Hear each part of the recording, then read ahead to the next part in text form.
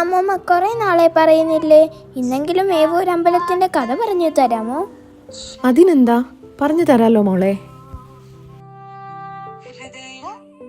പണ്ട് പണ്ട് അഗ്നിദേവന് വലിയൊരു അസുഖം വന്നു, വലിയൊരു വയറുവേദന. അപ്പോൾ ബ്രഹ്മാവ് പറഞ്ഞു, അഗ്നി, ഖാണ്ഡവവനം തിന്നാൽ നിനക്ക് സുഖമാകും. ഖാണ്ഡവവനം എന്നത് വളരെ വലിയൊരു കാടായിരുന്നു. അവിടെ ഔഷധ ചെടികളും പക്ഷികളും മഹർഷികളും എല്ലാം ഉണ്ടായിരുന്നു. പല ദിവ്യ സർപ്പങ്ങളും താമസിച്ചിരുന്നു. അവരിലൊരാൾ തക്ഷകനായിരുന്നു. തക്ഷകൻ ഇന്ദ്രൻ്റെ വളരെ നല്ല സുഹൃത്തായിരുന്നു. അതിനാൽ ഇന്ദ്രൻ ഖാണ്ഡവവനം കത്തിക്കാൻ സമ്മതിച്ചില്ല. ഇന്ദ്രൻ ആകാശത്തു നിന്ന് മഴ പെയ്യിച്ച് തീ കെടുത്തിക്കൊണ്ടേയിരുന്നു.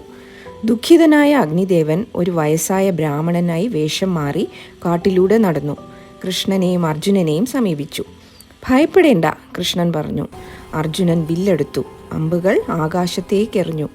അമ്പുകൾ ചേർന്ന് ഒരു വലിയ കുട പോലെ കാടിൻ്റെ മുകളിൽ നിന്നു. അതിൻ്റെ പേരാണ് ശരകൂടം. ഇന്ദ്രൻ്റെ മഴ പോലും അകത്ത് കയറാൻ പറ്റിയില്ല. അങ്ങനെ ഖാണ്ഡവവനം കത്തി.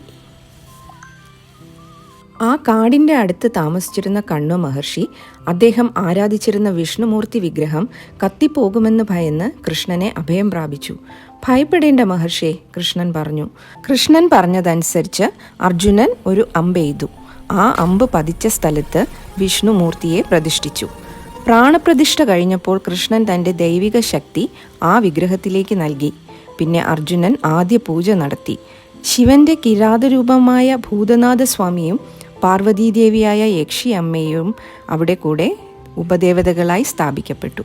അവരെ ചുറ്റി നിൽക്കുന്ന പഴയ മരങ്ങൾ ഒരു കാലത്തുണ്ടായിരുന്ന ഖാണ്ഡവക്കാടിൻ്റെ ശേഷിപ്പുകളാണ്. അർജുനൻ അമ്പെയ്തുണ്ടായ ഊരാണ് ഏവൂർ. ഇതെല്ലാം ശരിക്കും നടന്നതാണോ അമ്മൂമ്മ? ഇതൊക്കെ ഐതിഹ്യങ്ങളാണ് മോളെ. എല്ലാ ഐതിഹ്യങ്ങളും പാരമ്പര്യങ്ങളും നമ്മുടെ സംസ്കാരത്തിൻ്റെ ഭാഗമാണ്. ഓരോ കഥയ്ക്കും അതിൻ്റേതായ ഒരു സന്ദേശമുണ്ട്. അമ്പലങ്ങളും പള്ളികളും ഒക്കെ മനുഷ്യർക്ക് നൽകുന്ന ഏറ്റവും വലിയ സംഭാവന അവ മനുഷ്യ സമൂഹത്തിന് സഹായകരമാകുന്നതാണ്.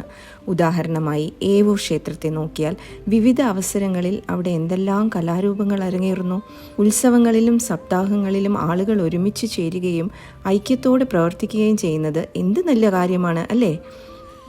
ദൈവിക ശക്തിയായി നമ്മൾ അനുഭവിക്കുന്ന ശാന്തിയും ആത്മവിശ്വാസവും യഥാർത്ഥത്തിൽ മനുഷ്യൻ്റെ ഉള്ളിലെ മാനസിക ശക്തിയാണ്.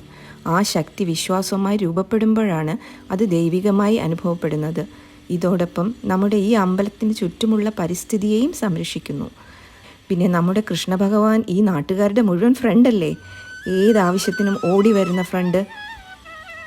എനിക്കും കൃഷ്ണനെ കാണാൻ പറ്റുമോ അമ്മൂമ്മ?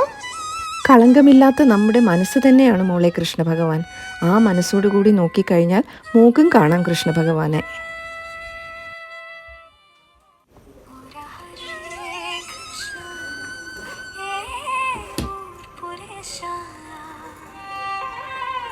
सदा